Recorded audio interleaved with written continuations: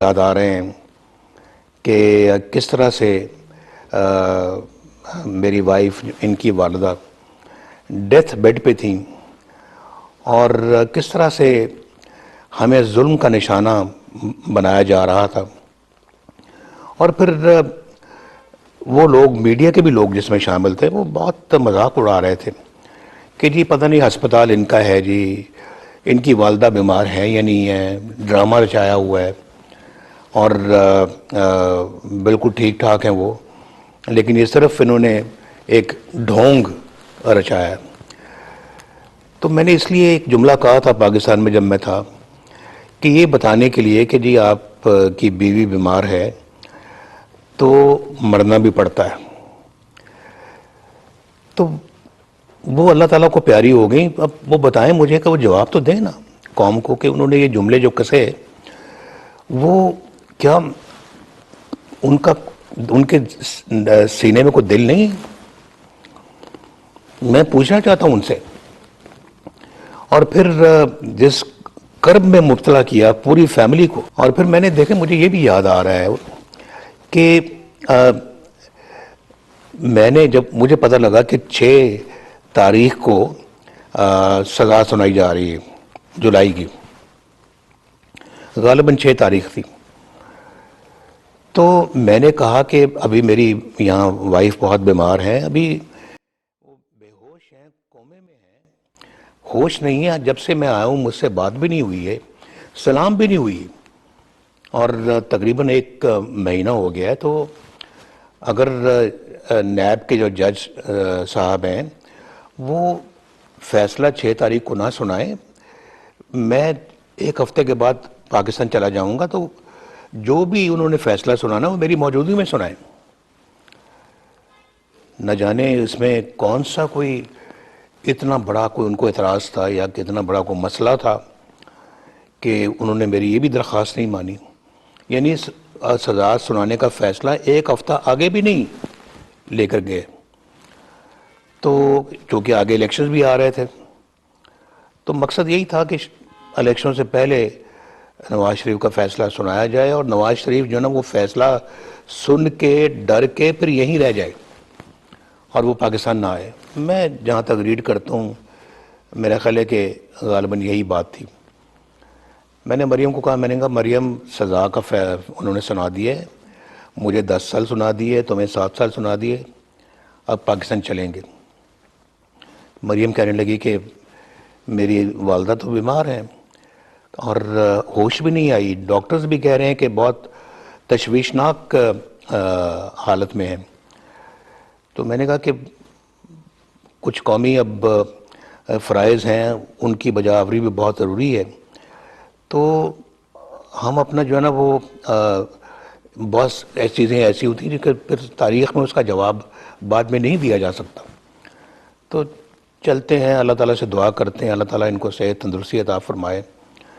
اور اسی لیے ہم پھر بار بار ان کو کہہ رہے تھے، ان کو جگانے کی کوشش کر رہے تھے، اپنی آواز ان تک پہنچانے کی کوشش کر رہے تھے، جس کی ویڈیوز آپ نے سنی ہوں گی. اور مریم بھی ساتھ ساتھ رو رہی تھی، ساتھ ساتھ ان کو پکار رہی تھی. تو وہ پورے اپنا، میری چھوٹی بیٹی بھی یہاں وہ مناظر دیکھ رہی تھی، میرا بیٹا حسین بھی اور حسن بھی وہ مناظر دیکھ رہے تھے. بہرحال ہم نے پھر ان کو خدا حافظ کہا اور ہم پاکستان چلے گئے. جو پاکستان پہ جا کے ایئرپورٹ پہ اترتے ہی جو انہوں نے ہمارے ساتھ جو حال کیا وہ آپ کے سامنے ہے. آج تو مریم ماشاءاللہ سرخرو ہو کے پاکستان سے آئی ہے، الحمدللہ اللہ تعالیٰ کے فضل و کرم سے اپنا مقدمہ جیت کر آئی ہے، اور یہ ثابت کیا ہے کہ مقدمہ جھوٹا تھا، سزا جھوٹی تھی. اور لیکن وہ علیحدہ بات ہے. دیکھیں میں اس پہ اب بات لمبی ہو جائے گی کہ دیکھیں سزا اگر جھوٹی تھی، مقدمہ جھوٹا تھا، تو پھر یہ 200، 250، 300 پیشیاں کیوں بھگتی گئیں؟ پھر یہ جیلوں میں کیوں جانا پڑا؟ پھر یہ زندگی کے قیمتی یہ 5 سال کیوں ضائع کیے گئے؟ اس کا بھی تو کوئی حساب دے نا ہمیں. اور یہ میرے کیا پوچھنے والی باتیں نہیں ہیں؟ کیا ایز اے پاکستانی میں اس بات کا حق نہیں رکھتا کہ میں یہ سوال پوچھوں؟ اور پھر وہ بھی سوال پوچھوں کہ جب مریم مجھے ملنے کے لیے آئی، ہفتے میں ایک مرتبہ آتی تھی، جیل میں، کوٹ لکھپت جیل میں جیل میں تھا، کوٹ لکھپت جیل میں آئی مجھے ملنے کے لیے، تو ابھی میرے پاس بیٹھی ہوئی ہیں، پیچھے سے آگے اطلاع آئی، جیل اتھارٹیز نے اطلاع دی کہ جی نیب والے آ گئے ہیں، وہ مریم کو گرفتار کرنا چاہتے ہیں۔ تو مریم میری طرف دیکھنے لگی، تو نیب والوں سے پوچھا گیا کہ وہ کیوں گرفتار کرنا چاہتے ہیں، کہ وہی جو جھوٹا کیس لے آئے ہیں اور گرفتاری کے وارنٹس بھی ساتھ لے آئے ہیں۔ مریم کی چھوٹی بیٹی بیٹھی ہوئی تھی ساتھ، جو سب سے چھوٹی بیٹی ہے، وہ یہ منظر دیکھ کے رونا شروع ہو گئی، لیکن میرا نہیں خیال کہ نیب والوں کے دل میں کوئی رحم آیا ہوگا۔ انہوں نے جناب کہا جی کہ چلیں آپ ہمارے ساتھ۔ تو مریم مجھ سے پوچھتی ہیں کہ میں یہ آئیں تو میں اب جا رہی ہوں، تو میں نے کہا بیٹا اللہ مالک ہے، جب یہ اپنا ایک ہم اپنا حق پر ہیں تو ہمیں گھبرانے کی ضرورت نہیں ہے۔ میری آنکھوں کے سامنے مریم کو انہوں نے گرفتار کیا، وہ بیٹی روتی رہی، اور اس کے بعد مجھے میرے جیل کے اندر سیل میں وہ واپس لے کر چلے گئے، اور وہ بیٹی چھوٹی جو ہے وہ روتے روتے وہ اس کو گھر واپس جانا پڑا اکیلی کو۔ اب یہ گرفتاری جو ہے یہ صرف مجھے اذیت پہنچانے کے لیے یہ گرفتاری میری آنکھوں کے سامنے کی گئی، ورنہ کوئی اس کا جواز تھا اس طرح کی گرفتاری کا؟ جنہوں نے بھی یہ پلان کیا انہوں نے کہا ہوگا کہ جب نواز شریف بیٹھا ہوگا اور مریم جیل میں جب اس کے پاس ملنے کے لیے گئی ہوگی، وہیں پہ نواز شریف کی آنکھوں کے سامنے اس کی بیٹی کو آپ نے گرفتار کرنا ہے اور اس کو لے جانا ہے وہاں سے گرفتار کر کے۔ یہ مجھے بتائیں کہ میں نے پاکستان کی تاریخ میں غالباً اس سے پہلے اس طرح کا کام ہوتے ہوئے، اس طرح کا عمل ہوتے ہوئے میں نے کبھی نہیں دیکھا جو یہ تھا۔ تو مجھے کوئی بتائے کہ یہ کیا گرفتاری کسی اور وقت نہیں ہو سکتی تھی، کسی اور جگہ پہ نہیں ہو سکتی تھی؟ تو یہ اس کا بھی کوئی حساب ہمیں دے گا یا نہیں دے گا؟ تو یہ میں عمران خان کو یہ بتانا چاہتا ہوں کہ تمہارے دور میں یہ وہ کام ہوا ہے جو آج سے پہلے کبھی کسی دور میں ہوا ہی نہیں ہے۔ اور پھر آپ دیکھیے، اس سے پہلے جب مریم میرے ساتھ اڈیالہ جیل میں تھی، میں علیحدہ سیل میں بند تھا، یہ علیحدہ سیل میں بند تھی، اور اسی کیس میں جس میں اس کی بریت ہوئی ہے، اسی کیس میں اڈیالہ میں بند تھی۔ تو میں جو ہے نا وہ کورٹ میں تھا، یہ جو کورٹ ارشد ملک کی کورٹ میں، تو وہاں مجھے اطلاع ملی کہ آپ کی بیگم کی، کلثوم نواز کی جو ہے وہ طبیعت پھر خراب ہوئی اور وہ آئی سی یو میں چلی گئیں اور بے ہوش ہیں۔ تو مجھے بہت فکر ہوا، اور میں نے وہاں کورٹ میں تو کوئی راستہ نہیں تھا کہ میں کسی سے کہتا کہ آپ مجھے میری بات کروائیں۔ میں جیل چلا گیا، وہاں مجھے جیل لے گئے، کیونکہ ہر پیشے کے بعد وہ جیپ میں بٹھا کے جیل لے جاتے تھے۔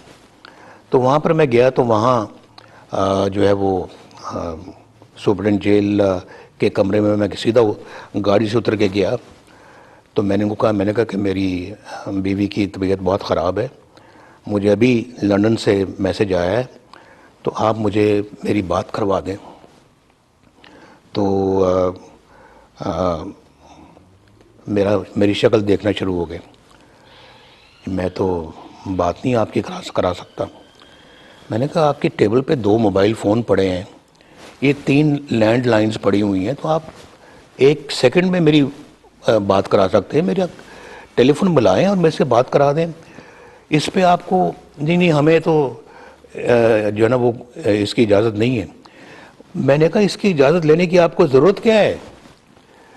یہ تو ایک اپنا بہت ہی یہ اپنا ایک انسانیت کا معاملہ ہے. کوئی اس میں اجازت بعد میں آپ کہہ سکتے ہیں کہ جی چونکہ ایمرجنسی تھی آپ نے بات کرا دی. بات نہیں کرائی. میں نے ان کو منتیں کی ان کے، میں نے کہا میری بات کرا دیں، میری بیوی بیمار ہے اور ان کی طبیعت ٹھیک نہیں ہے. نہیں کرائی بات. خیر مجھے وہاں سے وہ میرے سیل میں لے گئے اور 3 گھنٹے کے بعد میرے پاس آتے ہیں کہ جی ہمیں بڑا دکھ ہے جی، آپ کی بیگم فوت ہو گئی، آپ کی وائف فوت ہو گئی. تو آپ اندازہ کر سکتے ہیں کہ میرے اوپر کیا گزری ہوگی کہ میں جیل میں اپنی وائف کی موت کی خبر سن رہا ہوں، اور وہی لوگ جنہوں نے میری بات نہیں کرائی مجھے خبر دینے کے لیے آ گئے کہ آپ کی وائف فوت ہو گئی. تو مجھے کہنے لگا ہم مریم کی طرف جا رہے ہیں، ان کو اطلاع کرنی ہے. میں نے کہا ہرگز نہیں، آپ مریم کو خود جا کے اطلاع نہیں دیں گے. میں جاؤں گا خود اور اس کو جا کے مریم کو اطلاع کروں گا. تو اس پہ وہ مشکل سے مانے، لیکن مان گئے. تو چونکہ ان کا جو سیل تھا وہ کچھ فاصلے پہ تھا، تو میں وہاں گیا. پھر وہاں جا کر مریم کو جب میں نے یہ بات، مجھے سمجھ نہیں آ رہی کہ مریم کو یہ بات بتاؤں گا کیسے. بہرحال کیونکہ مریم کو تو سرے سے اس کا کوئی اندازہ ہی نہیں تھا. تو جب میں نے مریم کو یہ بات بتائی تو سکتے میں آ گئی اور بہت زار و قطار رونا شروع کر دیا. تو بڑی مشکل سے میں نے مریم کو سنبھالا. تو یعنی میں نے بھی اپنی جیل میں اپنی بیوی کے بارے میں یہ ان کے مرنے کی خبر سنی، اور میں جیل میں، اور یہ بھی جیل میں اپنی والدہ کی مرنے کی خبر سن رہی ہیں. یہ پتہ سب کو تھا کہ میری بیوی بیمار ہے، ان کی والدہ بیمار ہے. اگر وہ ہمیں 10 15 20 دن پہلے کہتے اچھا جی یا قید سنا کے کہہ دیتے کہ جو آپ کی بیوی چونکہ بہت بیمار ہے، آپ ان کی جا کے تیمارداری کریں، ان کے پاس رہیں، ان کے پاس وقت گزاریں، آپ آئیں گے پھر ہم دوبارہ آپ جیل میں آ جائیں. لیکن یہ وقت آپ کے جیل میں رہنے کا نہیں، آپ جا کے ان کے پاس رہیں. یہ کسی کو توفیق نہیں ہوئی. ان کو یعنی کہ وہ مر گئیں اور ہمیں جیل میں یہ خبریں پہنچ رہی ہیں. تو یہ میں سمجھتا ہوں جی کہ یہ وہ واقعات ہیں جو زندگی میں کبھی بھولے نہیں جاتے. کئی نقصانات ہوتے ہیں، کئی لاسز ہوتے ہیں جو ریکوریبل ہوتے ہیں، جو آج نہیں تو کل وہ اللہ تعالیٰ ان کو پورا کر دیتا ہے. لیکن کئی ایسے لاسز ہوتے ہیں زندگی کے جو ریکوریبل نہیں ہوتے، جو ریٹریو نہیں کیے جا سکتے، جو ریپیئر نہیں کیے جا سکتے. یہ ان لاسز میں ایک لاس ہے جو کبھی ریپیئر نہیں ہوگا، کبھی بھولا بھی نہیں جائے گا. ابھی جو ہے نا وہ جب سے آئی ہے تو میرے ساتھ اور اپنے بھائیوں کے ساتھ اپنی ماں کی باتیں کر رہی ہیں، اور یہاں وہ بیٹھتی تھیں، یہاں وہ ہمیں یہ کہتی تھی، اس طرح سے ہم ان کو جا کے ہسپتال میں ملتے تھے. تو یہ میں سمجھتا ہوں کہ یہ سیاست اپنی جگہ پر، لیکن یہ کبھی بندے کو اس طرح سے ظلم نہیں کرنا چاہیے. اور آج وہ ظلم ایک ایک کر کے ظلم کرنے والوں کے سامنے آ رہے ہیں، اور آئندہ اور آئیں گے. سب کچھ جو کچھ انہوں نے کیا وہ ایک ایک کر کے ان کی حرکتیں قوم کے سامنے آ رہی ہیں، ایکسپوز ہو رہے ہیں. اور وہ جو شرمناک قسم کے جو فیل کیے ہیں انہوں نے، شرمناک قسم کی جو باتیں کی ہیں، جو مکر و فریب کیا ہے، جو دھوکے بازی کی ہے، سب کچھ قوم کے سامنے آ رہا ہے. ہر چیز پہ یو ٹرن، ہر چیز پہ یو ٹرن، سب قوم دیکھ رہی ہے، کر رہی ہے. میں IMF کے پاس نہیں جاؤں گا، جانے سے پہلے خودکشی کر لوں گا. وہ خودکشی آج تک نہیں کی. قوم دیکھ رہی تھی کب کریں گے یہ خودکشی. میاں صاحب آپ ہمیشہ یہ بات کرتے تھے، یہ آج آپ نے بات اس کو دہرایا، لیکن کیونکہ ہم نے وہ دیکھے حالات جب بیگم کلثوم نواز صاحبہ حاجی اسٹریٹ کلینک میں دے علاج، آپ نے کہا جانتا ہوں کہ احتساب کے نام پہ انتقام لیا جا رہا ہے آپ سے. JITs بنی, جو بھی ہوا اس کیس کو ہم سب نے فالو کیا, جو ماہرین ہیں قانون ہے وہ بھی دیکھتے رہے, لیکن اب نیب وہ تمام الزامات جو ہیں وہ ثابت کرنے میں ناکام رہی اور مریم نواز کی بریت ہوتی ہے. مریم نواز کی بریت کو لے کے آپ کے حوالے سے اب یہ کہا جا رہا ہے کہ میاں نواز شریف کی رائیں ہموار ہو چکی ہیں, کیونکہ یہ ثابت ہو گیا کہ وہ الزامات جو تھے وہ ایک سیاسی انتقام پر مبنی تھے. اس حوالے سے کچھ بتائیں کہ آپ کیا سمجھتے ہیں کہ وہ جو کچھ ہوا آگے کیا ہونے جا رہا ہے؟ میرا خیال ہے آپ نے جو سوال پوچھا ہے بالکل وہ اس کا جواب بھی اس میں آ گیا ہے, لیکن اس میں ایک آپ کو بات بتاؤں کہ انسان چال چلتا ہے لیکن اللہ تعالیٰ کی اپنی تدبیر ہوتی ہے. اور یہ بھی کہتا کہ یہ بھی سنا ہے آپ نے, مین پرپوزز گاڈ ڈسپوزز. تو قرآن پاک میں بھی ہے کہ انسان اپنی تدبیر کرتا ہے, اللہ کی اپنی تدبیر ہوتی ہے. تو پھر فائنل تدبیر تو اللہ کی ہوتی ہے نا جی. دیکھیں اب مجھے بتائیں کہ جی یہ کیا اب ثاقب نثار صاحب خود اپنی زبانی کہہ گئے ہیں, انہوں نے کہا ہے, آڈیو لیک آئی ہے اور وہ آڈیو کو جھٹلا نہیں سکتے, اس کا فورنزک بھی ہو گیا ہوا اس آڈیو کا. انہوں نے کہا ہے جی کہ ہم نے نواز شریف کو اور مریم کو سزا دینی ہے اور عمران خان کو لانا ہے. اور یہ جو ہے نا وہ اس بندے نے کہا کہ ان کی تو سزا بنتی نہیں ہے. جی آپ ٹھیک کہتے ہیں مگر اب ہمیں یہ کرنا پڑے گا. یہ چیف جسٹس آف پاکستان میاں ثاقب نثار کے الفاظ ہیں جو میں آپ کو بتا رہا ہوں. اب اس سے بڑی کوئی ایویڈنس چاہیے جناب, مجھے بتائیں, اور کسی کو ایویڈنس ہو سکتی ہے؟ شوکت صدیقی صاحب نے جو باتیں کی ہیں اس سے بڑی کوئی ایویڈنس اور کسی کی ہو سکتی ہے؟ جنہوں نے یہ کہا کہ جی یہ اپنا آپ نے نواز شریف کو اور مریم کو جیل سے باہر نہیں آنے دینا اگر آپ کے پاس اپیل آئی. انہوں نے کہا جب اپیل تو تب آئے گی کہ پہلے نیب کی عدالت کا ورڈکٹ آ جائے, اس کا فیصلہ آ جائے. تو انہیں نے فیصلہ تو ہو چکا ہے, اب صرف کوانٹم کا فیصلہ ہونا ہے. کوانٹم کا لفظ استعمال کیا ہے کہ کتنے سال سزا دلوانی ہے. تو جج نے حضور سزا دی نہیں ہے, دلوائی گئی ہے. یہ اس سے زیادہ بڑا ثبوت اور کون سا ہو سکتا ہے؟ پھر یہ بھی کہا گیا کہ اگر آپ نے ایسا نہ کیا تو ہماری تو 2 سال کی محنت ضائع ہو جائے گی. بھائی اتنے کیسز کے سو موٹو لیے جاتے ہیں, سو موٹو نوٹس لیے جاتے ہیں. بھائی اس کا بھی سو موٹو نوٹس لو, اس کا بھی کوئی کہو. یہ 5 سال سے ناانصافی پہ ناانصافی, ناانصافی پہ ناانصافی, ناانصافی پہ ناانصافی, اور کوئی سو موٹو نوٹس نہیں ہے اس کا. یہ اتنے بڑے بڑے لوگ جو گواہیاں دے رہے ہیں, خود ارشد ملک صاحب نے یہ کہا, اور اس پہ پھر اس وقت کے چیف جسٹس نے کہا کہ ہمارا سر شرم سے جھک جانا چاہیے جو ارشد ملک کہہ گئے. میرا کیس وہیں کا وہیں ہے. کون نہیں جانتا کہ یہ سب فیبریکیٹڈ اور فیک کیسز تھے, کوئی جس میں کوئی اپنا نہ جان ہے نہ اس میں کوئی کسی قسم کا کوئی اپنا جو ہے وہ ایویڈنس ہے. لیکن سزائیں دے دیں کہ مجھے الیکشنوں سے بھی دور رکھا جائے اور مجھے فار لائف ڈسکوالیفائی کر دیا. اگر آج کہا جا رہا ہے, دیکھیں نا, لائف ڈسکوالیفیکیشن بھی سپریم کورٹ سے ہوئی, اور آج کہا جا رہا ہے کہ جناب یہ تو بڑا ڈرکونین قانون ہے اور بہت ہی یہ ڈرکونین فیصلہ ہے. قانون کہیں نہیں ہے, یہ ڈرکونین فیصلہ ہے اور ظلم ہے.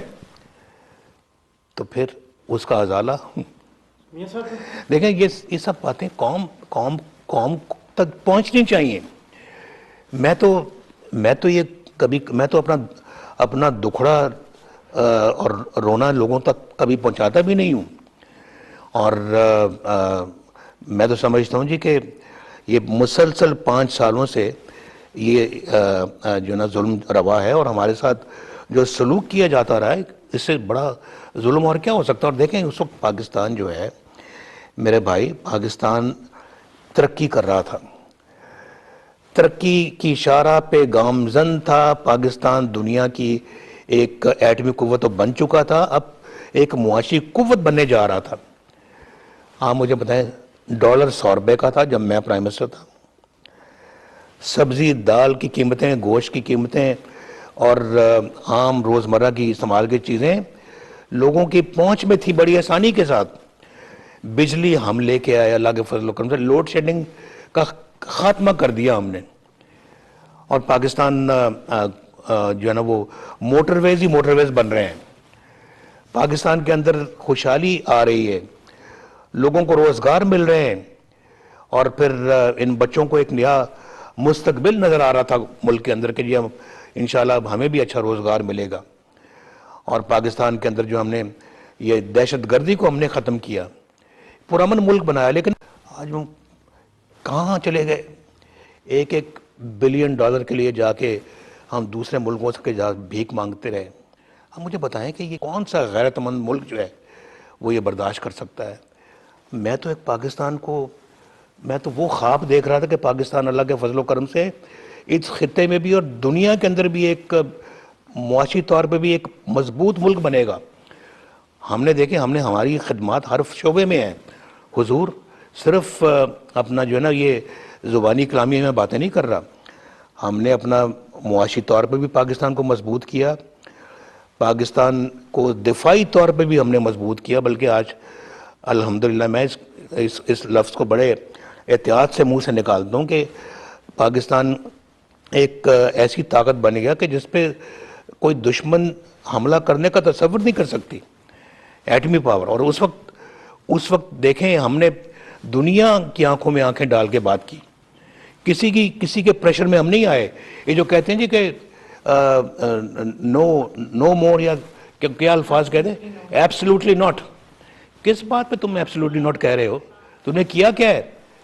ہم نے ایبسلیوٹلی ناٹ کہا نہیں. انہوں نے کہا, جب دیکھا کہ ایبسلیوٹلی ناٹ پہ بھی جو ہے نا وہ بات نہیں بن رہی, نواز شریف ایبسلیوٹلی ناٹ کہہ رہا ہے, تو تشتری میں $5 بلین پیش کر دیے گئے ہمیں.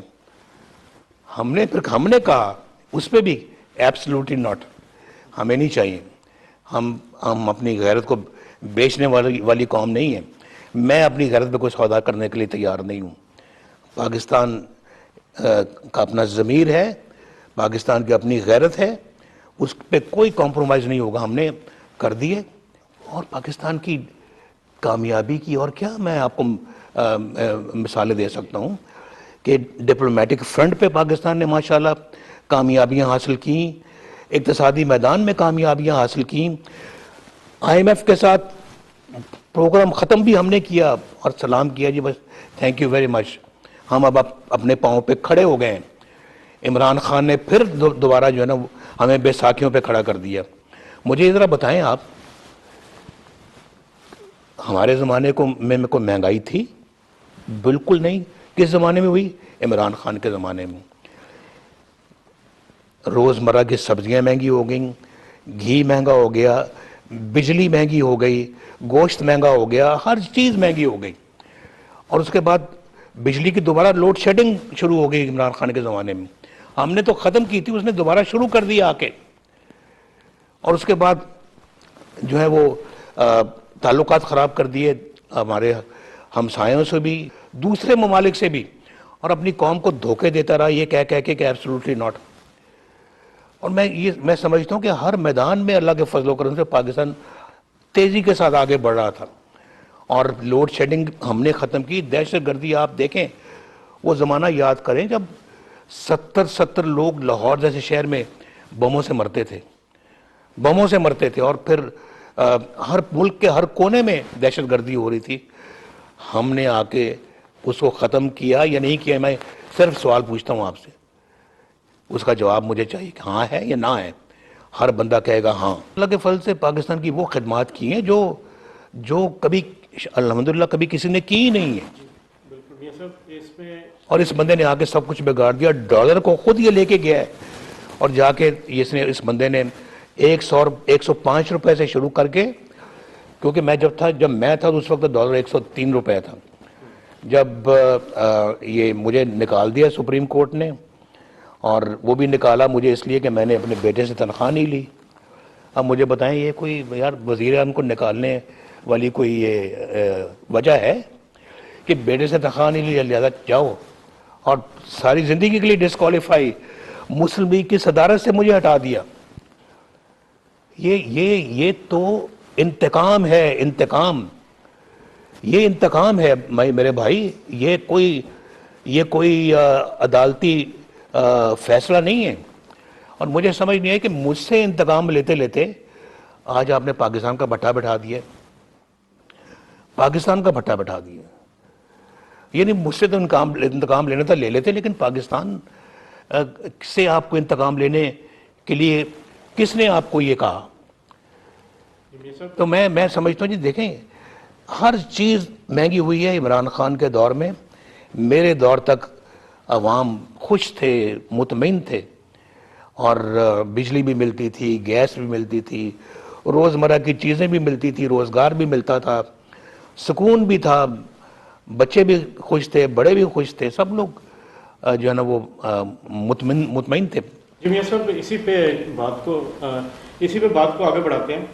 جو آپ نے اپنی گرفتاری کا بھی جو کیا، مریم بی بی اب یہاں پہ آ گئی ہیں، جس طرح ان کے ساتھ سلوک ہوا، کیا آپ سمجھتے ہیں کہ یہ آپ کو توڑنے کے لیے، آپ کو کمزور کرنے کے لیے اور آپ کو ان کو گرفتار کیا گیا؟ اور جس طرح انہوں نے آگے سے جو پچھلے 3 سال میں کیا، کیا سمجھتے ہیں آپ مریم بی بی پچھلے 3 سال جس طرح جو ان کا کنڈکٹ تھا، جس طرح انہوں نے پاکستان کی تاریخ میں میرا پہلی دفعہ ہو رہا ہے کہ کوئی خاتون کو نیب کی حراست میں بھی رکھا گیا، اور انہوں نے پھر آگے سے جو کیا، اور اس پہ جب ہم بھی آپ کے ساتھ تھے، جب جہاز میں بھی گئے، اس وقت بھی ہم نے دیکھا کہ یہ آپ کے ساتھ پورے مطلب کھڑی تھیں. مریم نے جی بڑی ماشاءاللہ بہادری کا ثبوت دیا ہے، کوئی شک نہیں ہے. ایک سیکنڈ کے لیے بھی ڈولی نہیں ہے، بالکل متزلزل نہیں ہوئی ایک سیکنڈ کے لیے بھی. اور میرا خیال ہے کہ جیسے کہ ایک بہادر بیٹی اپنے باپ کا ساتھ دیتی ہے، مریم نے وہ ثبوت دیا ہے. ماشاءاللہ مجھے فخر ہے مریم پہ، اللہ کے فضل و کرم سے، کہ اس طرح سے یہ ثابت قدم رہی ہیں. ظلم کا سامنا کیا، زیادتیوں کا سامنا کیا، جھوٹے کیسز کا سامنا کیا. اب مجھے بتائیں کہ جب مریم ابھی لاسٹ ٹائم جب آخری دفعہ نیب نے بلایا، جھوٹے کیس میں بلایا اور وہاں گرفتار کرنے کا ان کا بھرپور ارادہ تھا، وہ کیس جو آج تک فائل ہی نہیں ہوا. یعنی آپ اندازہ لگائیں اس سے بڑھ کے ظلم اور کیا ہوتا ہے. جب ان کی گاڑی کے اوپر کوئی نشان پڑا ہے، وہ گولی، یہی کہا جاتا ہے کہ گولی چلائی گئی، وہاں پتھر مارے گئے، بیچ میں کسی نے گولی بھی چلا دی ہوگی، جو ونڈ سکرین ڈیمیج ہوئی بہت بری طرح سے، اور وہ بلٹ پروف گاڑی تھی جس کی ونڈ سکرین کے اندر بھی ایک باقاعدہ سخت قسم کا نشان پڑا. تو میں سمجھتا ہوں جی کہ یہ بلکہ ہماری پارٹی کے لیے بھی، میرے لیے بھی یہ بہت جو ہے نا وہ الحمدللہ انہوں نے قابل فخر کارنامہ انجام دیا ہے، اور بہت عمدہ ان کا کردار ہے ماشاءاللہ، جس کی میں نہیں تعریف کرتا بلکہ میرے بھائی شہباز شریف صاحب بھی اس کے معترف ہیں. شہباز شریف صاحب نے پبلکلی بہت زیادہ اس کو اپریشیٹ بھی کیا، پارٹی نے اپریشیٹ کیا، پارٹی ماشاءاللہ اس معترف ہے اس بات کی. تو آج ماشاءاللہ اگر یہاں پہ آئی ہیں تو الحمدللہ سرخرو ہو کے آئی، اور اپنے اس کیس سے بھی سرخرو ہو کے آئی ہیں، اور اپنے جو کردار میں بھی ماشاءاللہ سرخرو ہو کے آئی ہیں. میاں صاحب، آپ جب 3 سال سے ہم آپ کے ساتھ ملاقاتیں ہوتی تو آپ ڈیوائن انٹرونشن کی بات کیا کرتے تھے ہمیشہ، کہ میں نے اپنا فیصلہ اللہ پہ چھوڑا ہے. اونچی اللہ کی، اور آپ جو جس طرح ایکسپوز چیزیں آ رہی ہیں یا آڈیو لیکس ہو رہی ہیں، یا ایک بیانیہ جو بیان کیا گیا تھا، وہ آپ کے اس کو آپ کیسے لے رہے ہیں؟ ہر چیز کا ایک وقت ہوتا ہے، اللہ تعالیٰ کی اپنی حکمت ہوتی ہے. کہتے ہیں نا جی کہ اللہ تعالیٰ کے فیصلوں میں دیر ہو سکتی ہے، اندھیر نہیں ہوتا. دیر ہوتی ہے، اندھیر، میں تو کہتا ہوں دیر بھی نہیں ہوتی. ابھی دیکھیں 4-5 سالوں کے اندر ہی سب کچھ ریورس ہو رہا ہے، اور دنیا بھی دیکھ رہی ہے، ہم سب دیکھ رہے ہیں. اور جھوٹے کیسز، ظلم، جبر، زیادتی، سخت ناانصافیاں، اور ان ججز نے جنہوں نے ناانصافیاں کی ہیں، آج وہ بھی اپنے ضمیر میں جب جھانک کر دیکھ رہے ہوں گے، ان کو بھی سوائے شرمندگی کے اور ان کو کچھ نہیں ملے گا. اور میرا خیال ہے کہ ان کو بھی حساب دینا پڑے گا، ان سے حساب لینا بھی چاہیے اور ان کو دینا بھی پڑے گا. اور میں سمجھتا ہوں کہ پاکستان کو ہم نے آگے چلانا ہے تو ان لوگوں کو جو ہے اکاؤنٹیبل ٹھہرانا پڑے گا ہمیں. میاں صاحب، آپ کی مریم سے کافی لمبے عرصے ہوئے، تقریباً 3 سال سے زیادہ ہوئی آپ کو ملاقات ہوئی، تو اس میں ایز اے فادر آپ کے بیٹی سے ملنا کیا تاثرات، کیا جذبات، جبکہ ان 3 سالوں میں پولیٹیکلی اور ایموشنلی اور دیکھیں وہ دیکھیں نا، وہ حسین نے بھی چند دن پہلے کہا تھا کچھ کہیں گے، کچھ سنائیں گے، کچھ سنیں گے، تو ابھی 2 دن سن رہے ہیں، کہہ رہے ہیں، تو جیسے کہ کہتے ہیں نا کہ ایک یہ مومنٹ آف ریجوائس بھی ہے، لیکن ایک ایموشنل مومنٹ بھی ہے، ایک جذباتی لمحات بھی ہیں، خوشی کے لمحات ضرور ہیں، جذباتی بھی ہیں، بہت بڑی قیمت چکانی پڑی ہے، ان بہت قربانیاں دینی پڑی ہیں یہ مقام حاصل کرنے کے لیے، جس میں جانی قربانیاں بھی ہیں۔ میری وائف کے علاوہ میری والدہ صاحبہ یہاں پہ آئیں، اور وہ میری والدہ صاحبہ کا میں آپ کو ایک بات بتاؤں، وہ مجھ سے بہت پیار کرتی تھیں، تو کہتے ہیں نا جو پلیٹھی کا ہوتا ہے جو بڑا، اس سے ماؤں کو زیادہ پیار ہوتا ہے جی جی، تو وہ مجھ سے خصوصی پیار کرتی تھی۔ شہباز صاحب کو یہ گرا ہی رہا ہے ہمیشہ کہ آپ سے امی زیادہ پیار کرتی تھی کیونکہ آپ پلیٹھی کے ہیں، تو امی کے سامنے بھی یہ بات کرتے تھے تو وہ بھی ہنستی تھی۔ تو میں یہاں پہ نا جی جو پنڈی والی جیل ہے اور پھر کوٹ لکھپت جیل ہے، دونوں میں وہ پھر آتی تھیں ہفتے میں ایک دفعہ، پورا لاہور سے چلتی تھی، سمر میں آتی تھیں، اور وہاں آ کے جب مجھے ہفتے میں ایک دفعہ جب ملتی تھی تو مجھے کہتی تھی میں نے اب تمہارے بغیر واپس نہیں جانا۔ تو میں نے کہا امی جی آپ یہ صبح ان کو کہنے لگی کہ تم ان کو آج میرے ساتھ واپس بھیجو، میں پنڈی آئی ہوں، میں آج میں نہیں جانا۔ انہوں نے کہا جی ہم نہیں آپا جی ہم نہیں چھوڑ سکتے ان کو، کہ نہیں میں تو اس کو لے کے جاؤں گی۔ اور انہوں نے وہاں پہ جو ہے نا وہ بہت جذباتی ہو گئی کہ میں تو لے کے جاؤں گی، میں نے خود اکیلے نہیں جانا۔ تو پھر ان کا نہیں ہم نہیں بھیجنے دے سکتے، نہیں آپ کیوں نہیں دے سکتے، آپ یہاں کے انچارج ہیں، کہ نہیں ہم نہیں کر سکتے۔ ان کے نہیں پھر میں بھی ان کے ساتھ یہاں رہوں گی سیل میں، مجھے بھی یہیں رکھ دو پھر۔ تو یہ وہاں پر ان کو پھر بہت ہم نے پھر محبت پیار سے ان کو سمجھایا منایا۔ کوٹ لکھپت میں انہیں ایسے ہی کرتی تھی جب بھی آتی تھی۔ تو میں جو بات آپ کو جو سوال پوچھا تھا آپ نے اس کا جواب دے رہا تھا کہ پھر مائیں تو پھر آپ کو پتہ ہے کہ وہ یہ ابھی جب میں قربانی کی بات کر رہا تھا کہ والدہ صاحب یہاں پہ آئیں تو کہنے لگی میں بس نواز تمہیں ملنے آئی ہوں اور بس میں بس 2 ہفتے رہوں گی پھر میں چلی جاؤں گی، تو لنڈن میں میرا دل نہیں لگتا۔ تو 2 ہفتے جب گزر گئے تو انہوں نے کہا نہیں ابھی میں ہفتہ اور رہوں گی۔ پھر ہفتہ جب گزر گیا تو انہوں نے کہا نہیں ابھی میں 2-4 ہفتے اور رہوں گی۔ ان کو مجھے چھوڑ کر جانے کو دل نہیں کرتا تھا، بس وہ 2 4 ہفتے آگے کرتی چلی گئیں۔ پھر وہ بیچ میں جو ہے نا وہ کووڈ آ گیا، پھر ان کو ہم نے کہا کہ ابھی آپ ادھر ہی رہیں۔ پھر وہ اپنا کووڈ کے دوران ان کو کووڈ نہیں ہوا لیکن اسی میں پھر وہ اللہ کو پیاری ہو گئی۔ تو میں نے یہ کہا کہ وہ اپنا گھر وہاں پہ پاکستان میں چھوڑ کر یہاں مجھے ملنے آئیں، اور جب انہوں نے جان دی تو بالکل مریم جو ہے نا وہ اس وقت تو یہاں نہیں تھی، مریم تو پاکستان میں تھی، لیکن وہ سارا قصہ مریم کو ہم نے بتایا۔ اور یہاں پہ میرے جدہ میں والد صاحب کے ساتھ بھی ایسا ہی ہوا تھا کہ وہاں فوت ہو گئے، ہم ان کو لحد میں قبر میں اتارنے کے لیے پاکستان بھی نہ جا سکے۔ میں والدہ صاحبہ فوت ہوئی، میں ان کے ساتھ پاکستان نہیں جا سکا۔ میری بیگم فوت ہوئی تو مجھے جیل میں خبر مل رہی ہے، اور پھر 3 دنوں کے لیے ہم اپنا پیرول پہ باہر آئے، پیرول کے بعد پھر جیل واپس، میں بھی اور مریم بھی۔ بیگم کے مرنے کے بعد، اس کی والدہ کے مرنے کے بعد پھر 2 دنوں کے بعد جیل واپس۔ کچھ حد ہوتی ہے، کوئی لمٹ ہوتی ہے، لیکن آج میں اپنے آپ سے بھی پوچھتا ہوں کہ غلط کام ہوا کدھر ہے، اور کون سا غلط کام ہوا جس کے عوض میں اتنی بڑی سزائیں دی گئیں۔ تو یہ بڑی دکھ دینے والی بات ہے کہ ہمیں یہ بھی نہیں پتہ لگ رہا کہ ہم نے کیا کیا ہے. اور پھر خود جج لکھ گیا اپنے فیصلے میں نیب کا کہ کرپشن کا ایلیمنٹ کہیں نظر نہیں آیا. اب ہم مجھے بتائیں کہ اس میں جج کہہ رہا ہے کہ کرپشن کا کوئی کیس نہیں ملا, سزا کس بات کی, پھر کس بات کی؟ آج کورٹ بھی کہہ رہی ہے کہ ایسٹس, کیا نواز شریف کے ایسٹس پہلے دیکھے گئے ہیں جو آپ اپنا کیس بنایا ان پہ؟ نیب کے پاس کوئی جواب نہیں تھا. یہ سب مشرف طور میں بھی وہ ظلم نہیں ہوا. اب ان کی اپنی کچھ ویڈیو آڈیو لیکس آ رہی ہیں, کبھی وہ خریداری کر رہے ہیں, کبھی بلیک میلنگ کر رہے ہیں, تو اس پہ اب ایک مرتبہ پھر دوبارہ مسلم لیگ نون کو وہی بوم تقریباً اللہ تعالیٰ نے عطا کر دیا ہے. ظاہر ہے کہ آپ نے اپنا کیس اللہ تعالیٰ پہ چھوڑا تھا.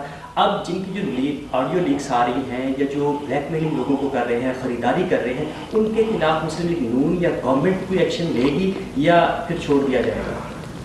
دیکھ لے, میں نے ابھی کہا تھا مقافات عمل کی بات ہے. یہ سازش کرنے والا سب سے بڑا سازشی خود نکلا ہے. ہر چیز عیاں ہو رہی ہے, ایک ایک کرتوت قوم کے سامنے آ رہے ہیں. آئندہ پتہ نہیں اور کیا کچھ آئے گا. ابھی جو آیا ہے پتہ نہیں وہ بھی اس کا کیا قوم کو جواب دے گا, کیا دے گا. آج قوم جاننا چاہتی ہے. میں نے تو مختلف معاملات پہ اشارتاً یہ بات کی, لیکن اس معاملے پہ انشاءاللہ مریم بھی بات کریں گی, ہو سکا تو میں بھی بات کروں گا. کیا آخری سوال میاں صاحب, کیا ہم میاں محمد نواز شریف کو اگلے سال 2023 میں جب الیکشن ہوتے ہیں وزیر اعظم پاکستان چوتھی مرتبہ بنتے ہوئے دیکھ رہے ہیں؟ کیا وہ پاکستان جا کر انتخابی مہم کریں گے؟ اس کے بارے میں لوگ پوچھ رہے ہیں, تو کیا کہیں؟ بس انشاءاللہ جی. Thank you sir, thank you very much sir. London میں قائد پاکستان مسلم لیگ نون